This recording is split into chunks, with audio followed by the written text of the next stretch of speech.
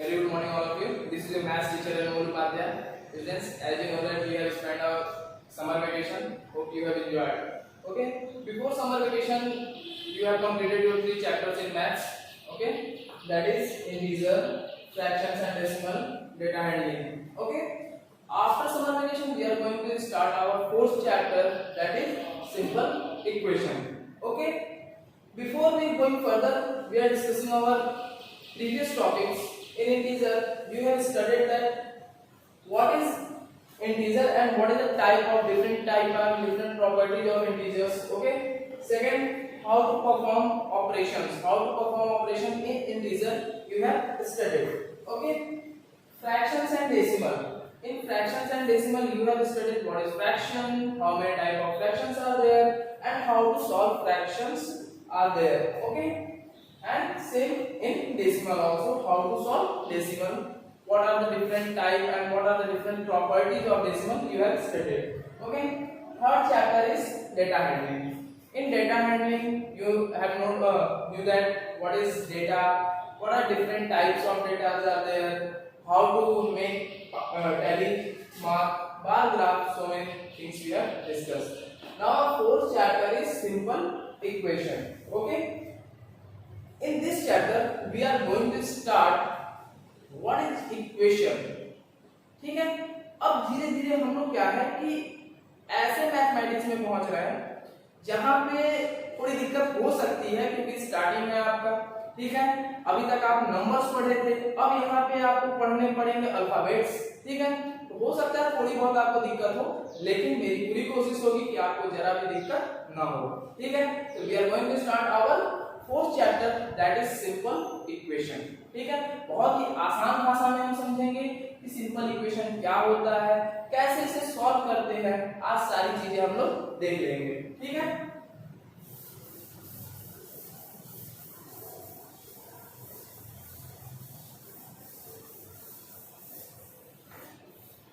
चलिए, इक्वेशन की शुरुआत होती है बेटा कांस्टेंट, वेरिएबल एंड ऑपरेशन से. ठीक है. यानी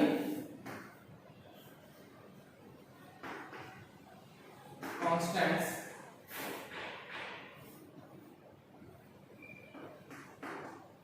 वेरिएबल्स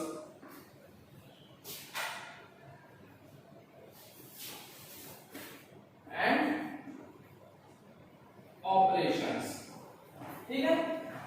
अब ध्यान से समझिए कांस्टेंट क्या होता है, वेरिएबल क्या होता है और ऑपरेशन क्या होता है. ठीक है. कांस्टेंट क्या होता है? Anything whose values is fixed. कोई भी चीज जिसकी वैल्यू क्या है फिक्स है तो उसे कहते हैं क्या? कांस्टेंट. ठीक है. अब कहोगे सर फिक्स तो कुछ कोई भी चीज हो सकता है.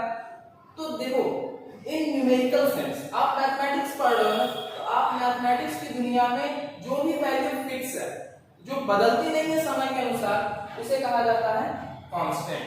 ठीक है. मतलब ज्यादातर जैसे फॉर एग्जांपल मैंने आपको 5 रुपए दिए. ठीक. तो कल को आप ये थोड़ी कहोगे सर आपने मुझे 6 रुपए दिए, 10 रुपए दिए, ऐसा तो नहीं कहोगे. ठीक है. आप भी कहोगे कि सर आपने मुझे 5 ही रुपए दिए थे. ठीक है. मतलब ऐसी चीज जो समय के अंतराल, समय के इंटरवल के बाद भी चेंज नहीं हुई तो उसे कहा जाता है कांस्टेंट. और ये ज्यादातर न्यूमेरिकल वैल्यूज होती हैं. ठीक है.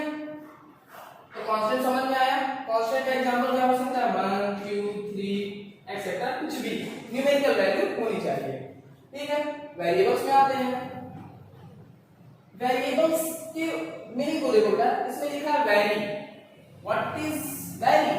वैरी मींस होता है चेंज. वेरिएबल का मींस होता है चेंजेबल. ठीक है. मतलब इसमें क्या था? ऐसी वैल्यू जो फिक्स हो, जो समय के इंटरवल के अनुसार चेंज ना हो. ठीक है.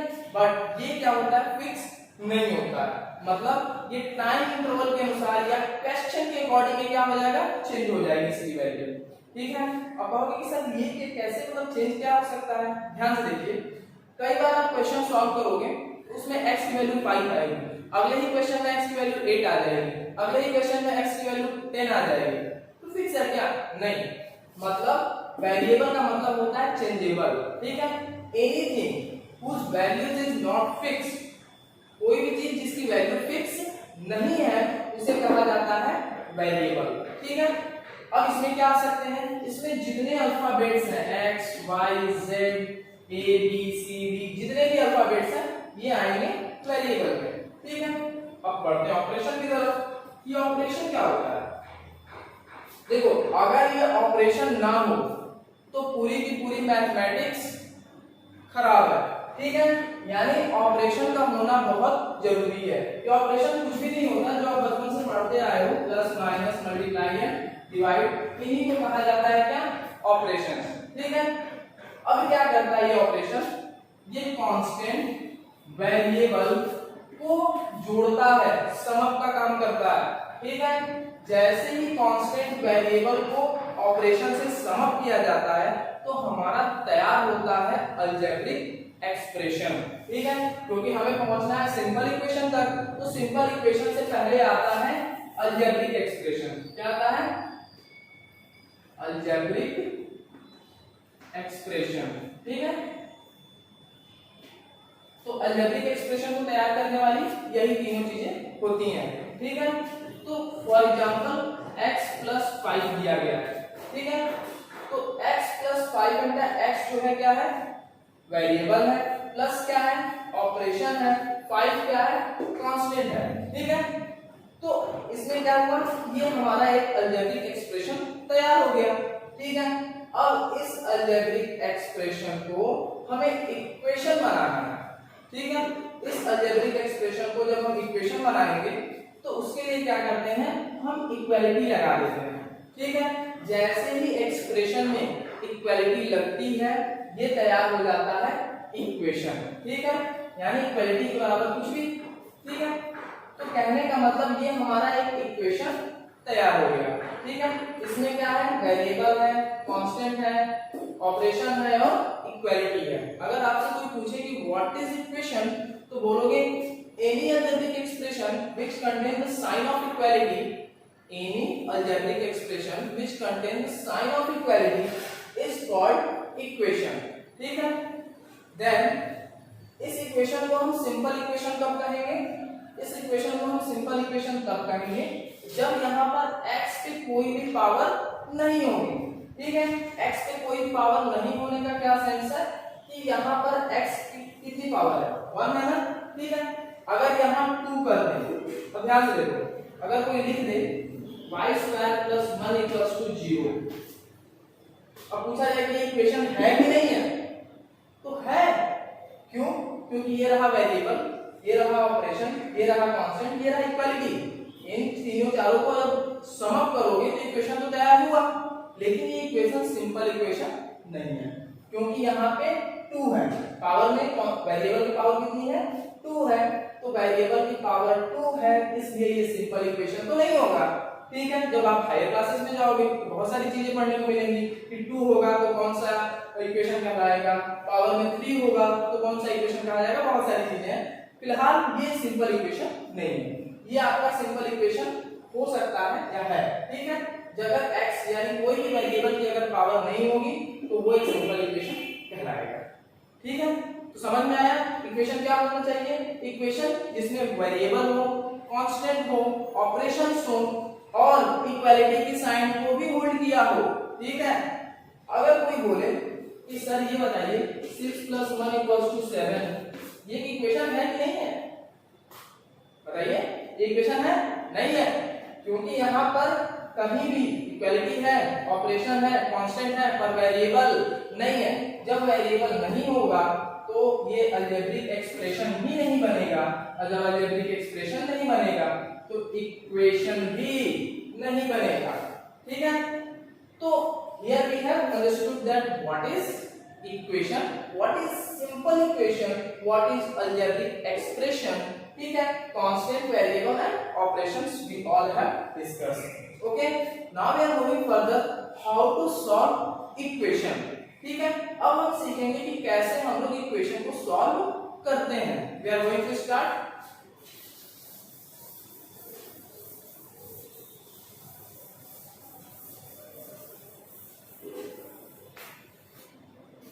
Suppose first example, find the value of x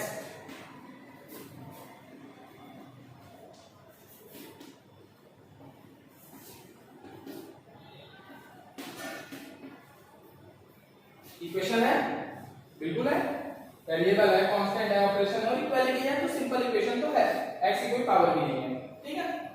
अब बोला जाए कि इसमें x की वैल्यू निकालिए, ठीक है, तो आप क्या करोगे? सबसे पहला काम बेटा क्या करना है हमें, आप ध्यान रखिए, अगर मैं आपको जनरल ऐसे पूछूं, अभी इस क्वेश्चन को भूल जाओ, मैं ऐसे पूछता हूं, आपके पास कुछ आम थे, you have some mangoes, okay, फिर आपको 6 आम और दिए गए, पहले आपके पास कुछ आम थे, 6 आम और दिए गए, फिलहाल आपके पास 10 आम हो चुके हैं, ठीक है, तो बताइए कि आपके पास पहले से कितने आम थे, ठीक है, तो तुम जानते हो कि अभी मेरे पास 10 है, 6 इसने दिया है, तो मेरे पास कंफर्म है कि 4 आम पहले से रहे होंगे, ठीक है।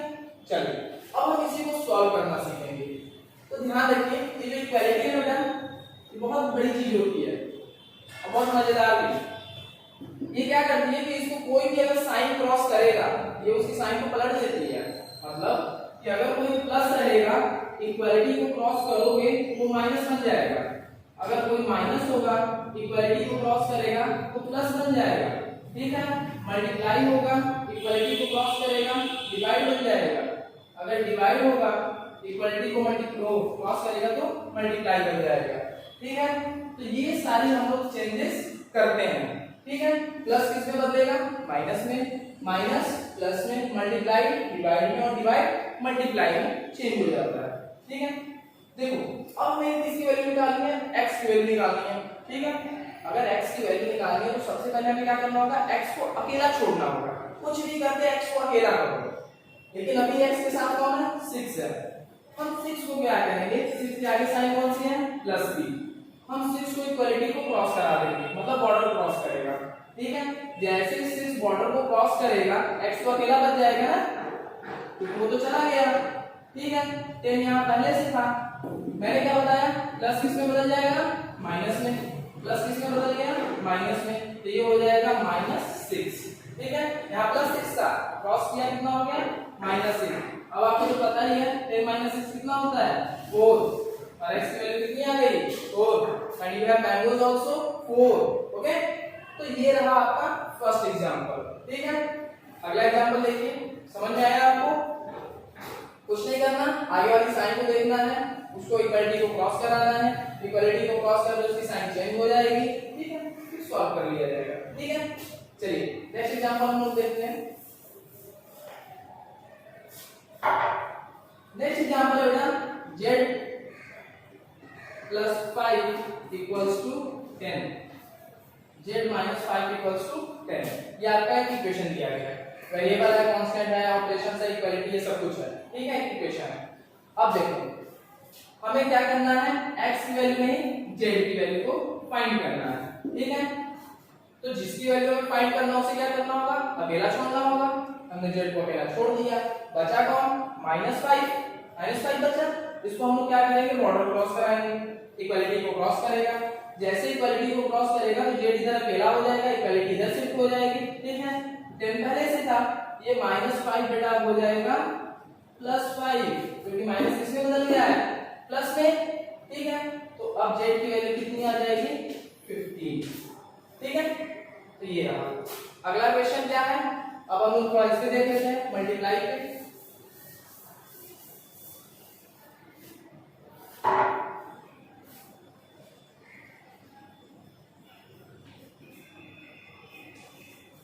ठीक है, ये भी एक क्या है, सिंपल इक्वेशन है, ठीक है। अब इसमें हम लोग देखो z की वैल्यू फाइंड करना है, ठीक है। कभी ध्यान दीजिएगा, कभी भी कांस्टेंट और वेरिएबल के बीच में अगर कोई साइन नहीं आ रही है तो इसका मतलब क्या है, मल्टीप्लिकेशन का साइन उनके बीच में एग्जिस्ट करता है, ठीक है। Then what I have told you that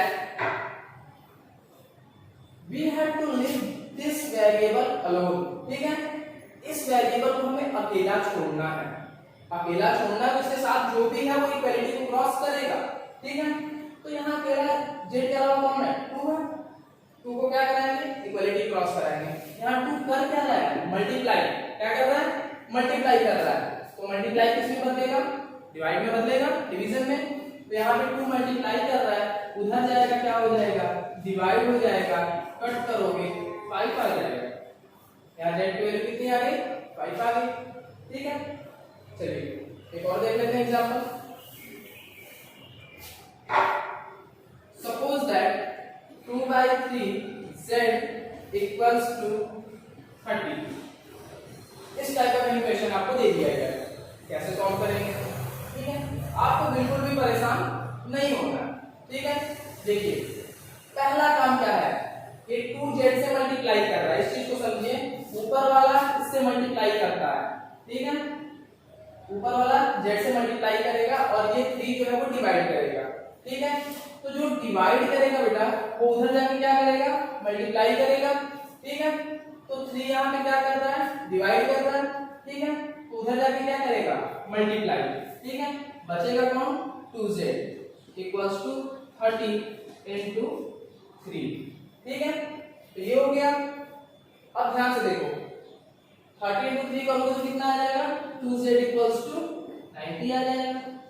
ठीक है, अभी मैंने क्या बताया, कोई भी कांस्टेंट और वेरिएबल के बीच में अगर कोई साइन नहीं होता है तो साइन होता है किसका, मल्टीप्लिकेशन का। ठीक है, और मल्टीप्लिकेशन जैसे इक्वालिटी को क्रॉस करेगा किसमें चेंज हो जाएगा, डिवाइड में। ठीक है, तो यहाँ 2z से क्या हो रहा है, मल्टीप्लाई हो रहा है, उधर जाएगा क्या हो जाएगा, डिवाइड हो जाएगा, और जैसे उधर जाएगा z अकेला बच जाएगा। ठीक है, तो 90/2 कट करोगे तो आएगा 45। ठीक है, तो ये सारे एग्जांपल थे जिससे कि आप इस अपने एक्सरसाइज के सारे क्वेश्चन को सॉल्व कर सकते हो। ठीक है, इसमें मैंने चारों एग्जांपल में ये दिखाया है, plus minus multiply divide equality को क्रॉस करेंगे तो कैसे उनको परफॉर्म करोगे। Okay, solve exercise. Okay, that's all for today.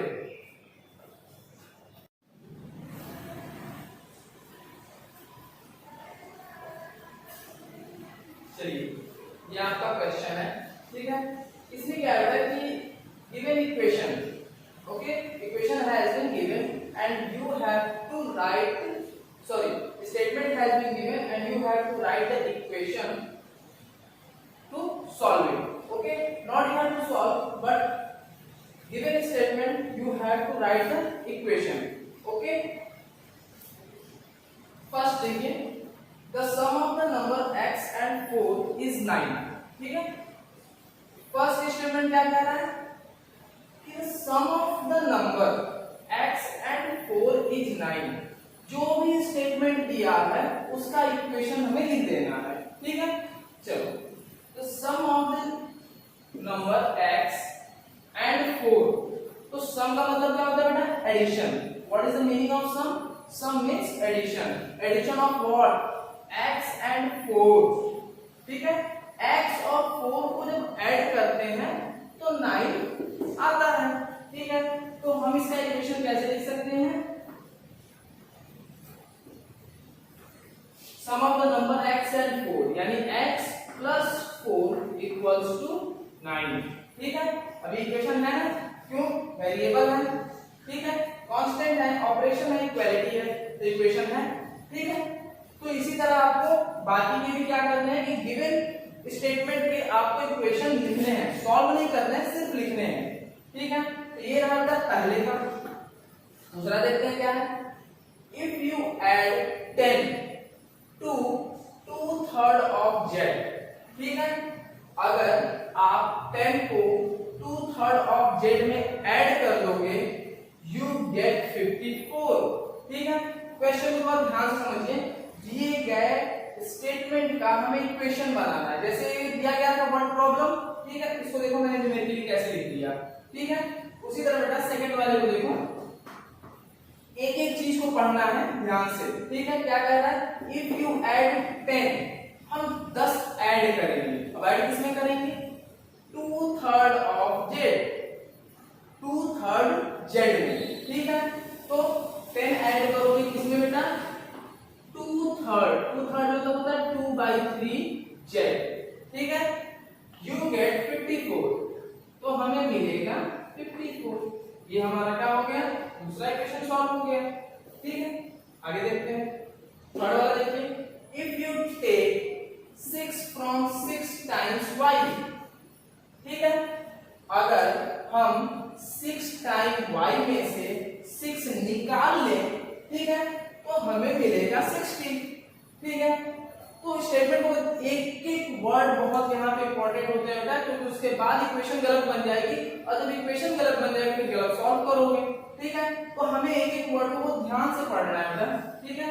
Third वाले में क्या कह रहा है, कह रहा है इफ यू टेक मतलब तल लेना, ठीक, if you take 6 from 6 time y, ठीक है।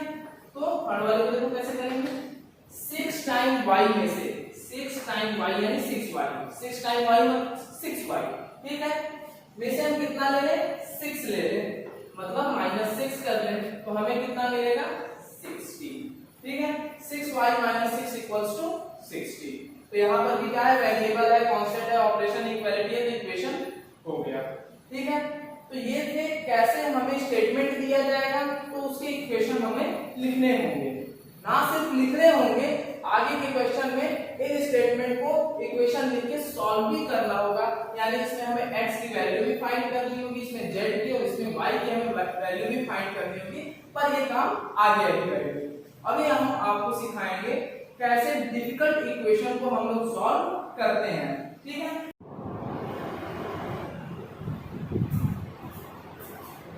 ठीक है, -3x = 36, तो ये क्या करेगा, अपना माइनस को उधर क्या कर देगा, ट्रांसफर कर देगा, यानी x कभी भी नेगेटिव साइन नहीं रखता, यानी कोई भी वेरिएबल नेगेटिव साइन को नहीं रखते, ठीक है।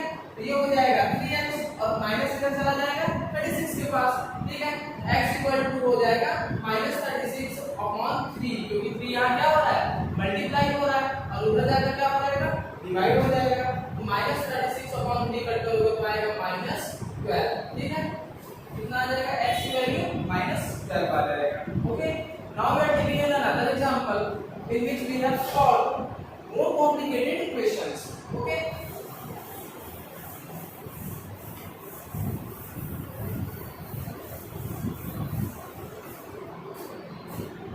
Suppose that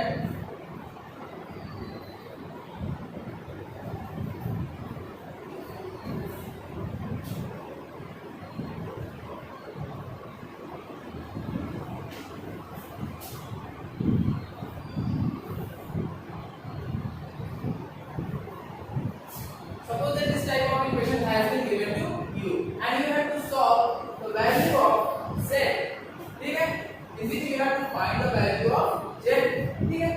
आपको कुछ नहीं करना बेटा, as it is वर्क करना है जैसे आप करते हो, ठीक है। सबसे पहले 2 का मल्टीप्लाई अंदर वाले के साथ ये कितना हो जाएगा, 2z हो जाएगा, ठीक है।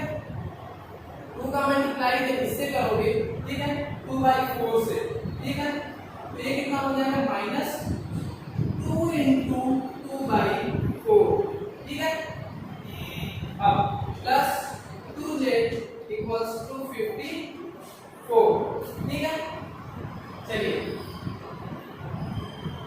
2 से 2 2 ये हो जाएगा बेटा 2z - 1 + 2z = 54, ठीक है।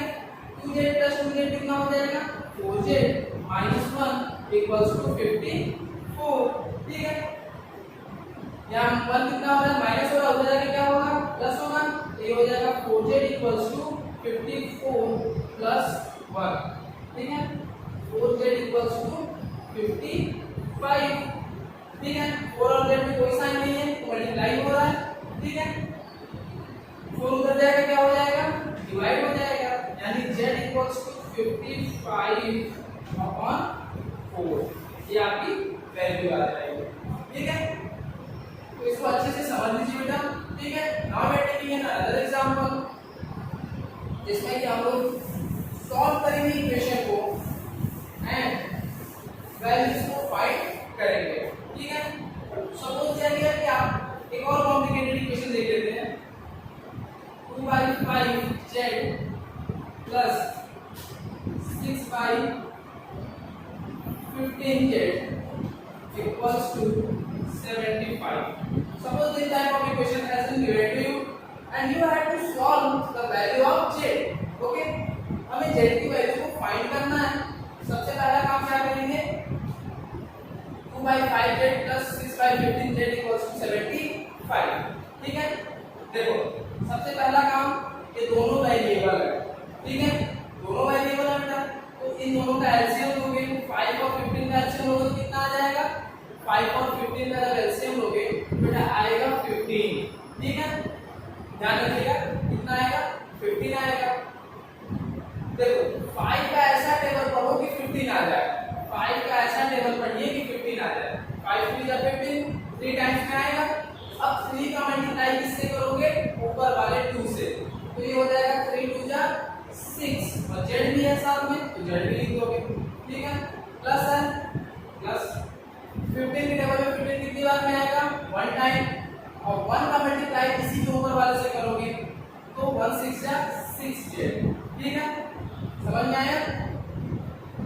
अब देखो इक्वल्स टू कितना होगा 75, ठीक है।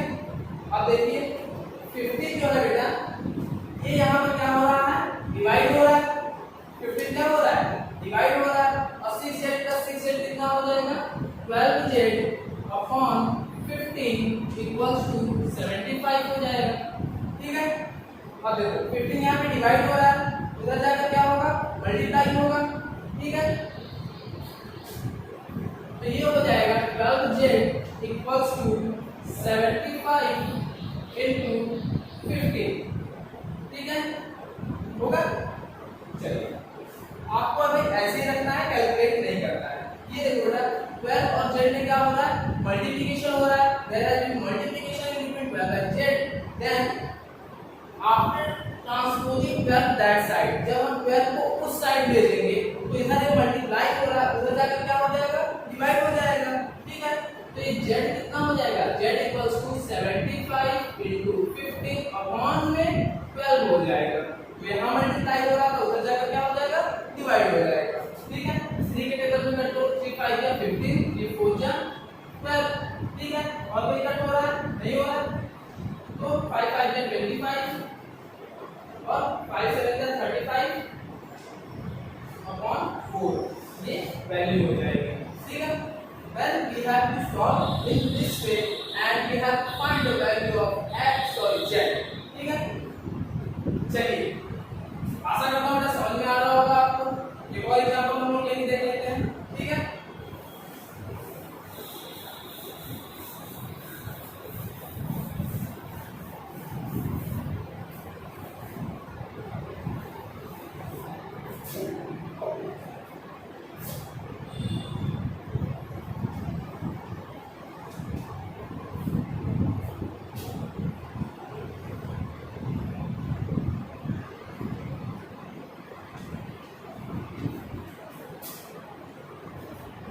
सपोज दैट इस टाइप का इक्वेशन दिया गया है, ठीक है। कभी भी इक्वेशन को देख के घबराना नहीं है, कभी भी डरना नहीं है कि नहीं आएगा, एरिया की स्टेप करते जाइए सब आ जाएगा, ठीक है। चलो देखो सबसे पहला काम हम लोग ब्रैकेट को पकड़ेंगे, ब्रैकेट के अंदर 2 मटेरियल है, ठीक है। तो यहाँ पे कांस्टेंट दिख रहा है, एक वेरिएबल दिख रहा है, भाई वेरिएबल को पकड़ के लाओ क्योंकि यहाँ भी हमको वेरिएबल दिख रहा है, ठीक है। चलो ये हो जाएगा 9/6y minus 3/4y plus 54 equals to 63, ठीक है। अब देखो यहाँ पे क्या काम करना है 54, तो इधर क्या हो रहा है प्लस हो रहा है, उधर जाकर क्या हो जाएगा माइनस हो जाएगा, ठीक है। भेज देते हैं उसको हम लोग उस side 9/6y minus 3/4 y equals to 63 minus 54, ठीक है। माइनस करोगे तो कितना आ जाएगा बेटा 6 plus 3 9 आ जाएगा, ठीक है। चलो तो 9/6y minus 3/4 y equals to ये कितना हो जाएगा 3 7 6 9, ठीक है। अब ध्यान से देखो, अब हमें क्या करना होगा कि 6 और 4 का क्या लेना होगा एलसीएम, क्योंकि ये दोनों तो वेरिएबल हैं, कांस्टेंट को हमने उस साइड भेज दिया, वेरिएबल को एक ही साइड रख के हम लोग क्या करेंगे सॉल्व करेंगे, ठीक है। चलो 6 और 4 का एलसीएम कितना होगा बेटा 12, ठीक है, 12 आएगा, ठीक है।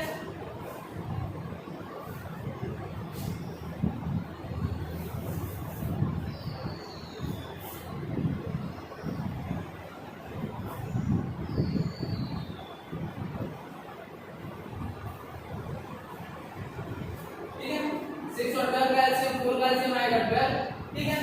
6 के टेबल में 12 कितनी बार में आएगा? 2 टाइम्स, 2 का मल्टीप्लाई 9 के साथ करोगे तो कितना आ जाएगा? 18 माइनस 4 के टेबल में 12 कितनी बार में आता है? 3 टाइम्स, 3 का मल्टीप्लाई 3 से करोगे तो क्या आ जाएगा? 9 ठीक है, इक्वल्स टू 9 आ गया, ठीक है। 12 यहाँ डिवाइड हो रहा है, उधर जाकर क्या होगा? मल्टीप्लाई, ठीक है। और 18 माइनस 9 कितना हो जाएगा? 9y इक्वल्स टू 9 तो पहले से ही था, 12 इधर उधर चला जाएगा तो ये हो जाएगा, ठीक है। अब देखिए y को अकेले छोड़ दीजिए क्योंकि 9 और y में क्या हो रहा है? मल्टीप्लिकेशन हो रहा है, उधर जाकर क्या होगा? डिवीजन होगा, ठीक है। तो 9 into 12 upon 9, 9 से 9 कट जाएगा और आंसर आएगा आपका 12, ठीक है। That's all for today. Solve the exercise which I will given to you. Okay, whatever doubt will be arises, ask it in your doubt session. Bye bye.